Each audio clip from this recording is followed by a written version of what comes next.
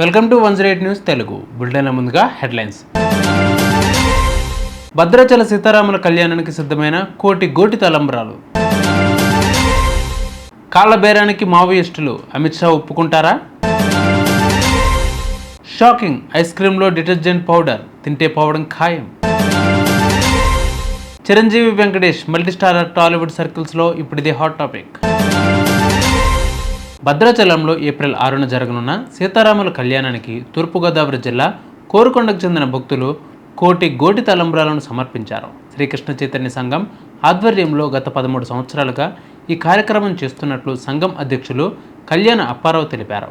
దేవతామూర్తుల వేషధారణలతో వడ్లను నాటి పంటను పండించి వరికోత కోసిన అనంతరం ఆ ధాన్యాన్ని 5 రాష్ట్రాలకు చెందిన 4,000 మంది మహిళా భక్తులకు పంపిణీ చేశామని తెలిపారు. ఈసారి 800 కిలోల గోటి తలంబ్రాలను సిద్ధం చేసినట్లు వివరించారు భక్తులు. మావోయిస్టులు సంచలన ప్రకటన చేశారు. శాంతి చర్చలకు తాము సిద్ధమని లేఖను విడుదల చేశారు. ప్రజా ప్రయోజనాల కోసం మేము చర్చలకు సిద్ధమే. తెలంగాణ, ఛత్తీస్గఢ్, మహారాష్ట్ర, ఒడిశా, జార్ఖండ్, మధ్యప్రదేశ్లో కాల్పులు విరమించాలి. శాంతి చర్చలకు సానుకూల వాతావరణం ఏర్పాటు చేయాలి.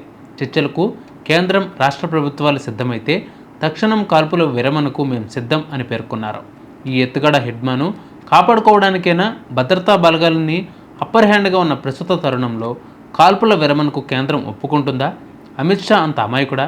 చూడాలి ఏం జరుగుతుందో. కేంద్రం నో చెబితే మాత్రం అమిత్ షా చెప్పినట్టే వచ్చే ఏడాది మార్చి కల్లా మావోయిస్టులు మటాష్. కర్ణాటకలో షాకింగ్ విషయం వెలుగులోకి వచ్చింది. బెంగళూరులో ఐస్ క్రీమ్స్, కూల్ డ్రింక్స్ తయారీలో భయంకరమైన విషయాలను ఫుడ్ సేఫ్టీ అధికారులు వెల్లడించారు. పిల్లల నుంచి పెద్దల వరకు ఇష్టపడే ఐస్ క్రీంలో వాషింగ్ డిటర్జెంట్ పౌడర్ రసాయనం వాడుతున్నట్లు తేల్చారు. దీనితో బెంగళూరులో ఐస్ క్రీం విక్రయిస్తున్న 97 కంపెనీలకు ఫుడ్ సేఫ్టీ డిపార్ట్మెంట్ నోటీసులు పంపింది. ఇలాంటి రసాయనాలు కలిపిన పదార్థాలు చాలా డేంజర్ అని చెప్పింది. చిరంజీవి వెంకటేష్ మల్టీస్టారర్ మూవీ వస్తోందా? టాలీవుడ్లోనే కాదు, సోషల్ మీడియాలోనూ హాట్ టాపిక్గా మారిన వార్త ఇదే. ప్రస్తుతం చిరంజీవి విశ్వంబర షూటింగ్లో బిజీగా ఉన్నారు. ఈ సినిమా పూర్తయిన తర్వాత అనిల్ రావుపూడితో సినిమా చేయడానికి రెడీ అవుతున్నారు. ఈ ప్రాజెక్ట్ సమ్మర్ తర్వాత సెట్స్ పైకి వెళ్ళనుంది. ఈ సినిమాను వచ్చే ఏడాది సంక్రాంతికి విడుదల చేసేలా స్పీడ్గా పూర్తి చేయాలని ప్లాన్ చేస్తున్నారు. ఇదే కాకుండా చిరంజీవి శ్రీకాంత్ వదిలా దర్శకత్వంలో మరో సినిమాకు కూడా గ్రీన్ సిగ్నల్ ఇచ్చారు. అయితే ఈ 2 ప్రాజెక్టుల్లో ఏదో ఒకటిలో వెంకటేష్ కనిపించబోతున్నారని ప్రచారం జరుగుతోంది.